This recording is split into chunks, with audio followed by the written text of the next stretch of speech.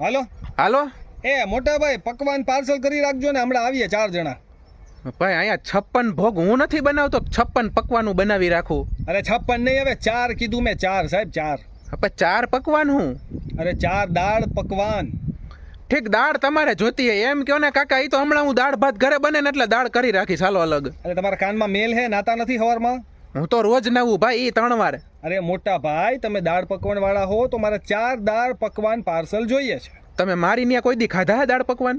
રોજ તમારા ઘરે જ તમારી દુકાને જ ખાવા આવું છું. મારે તો ઘરમાં ધંધો હે દાળ પકવાનનો. રેકડી ક્યાંથી હોય કે અરે દુકાન? ભાઈ હવે તમારે દુકાન હે, હવે સંત કૃપા. પણ મારે તો ઘરે હે. અરે ઘરે નથી મોટા ભાઈ, તમને ભૂલવાની બીમારી છે. તમે કેટલા ટાઈમથી ભૂલો હો. તમારી રેકડી આવીએ ને તો એમાં તમને પૈસા દઈએ તોય તમે કહેતા ના તમે તો પૈસા દઈ દીધા હે, પણ અમે ઈમાનદાર એટલે દઈને જાય.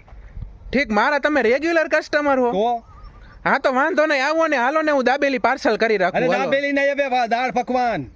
ઠીક, દાળ પકવાન ખાવા હે? હા હા તો આવો ને, હાલો દાળ પકવાન બનાવી રાખું રગડા વાળા. હાલો. અરે રગડા વાળા નહીં, હવે સાદા દાળ પકવાન હોય, ખાલી ઈ જ કરવાનું છે. તમે હમણાં બોલ્યા દાળ પકવાન ખાવા હે. અરે મોટા ભાઈ, હું દાળ પકવાન બોલ્યો. 4 છોકરાઓના દાળ પકવાન પાર્સલ કરવાના છે. થાય કેમ બીજે જ લઈ લઈ? તો હું ઈ તો બોલ્યો કે તમે બોલ્યા દાળ પકવાન ખાવા હે. દાળ પકવાન જ બોલું હું. તમે હમણાં એમ કેવો રગડો ખાવો ને હવે કયો દાળ પકવાન ખાવા હે. હું હે તમને 2 દી પછી ફોન કરું, નાઈ લઉં પેલા હું. પોઈતે નાતા નથી ને મને હું કયો નાવાની વાતું કરો યાર.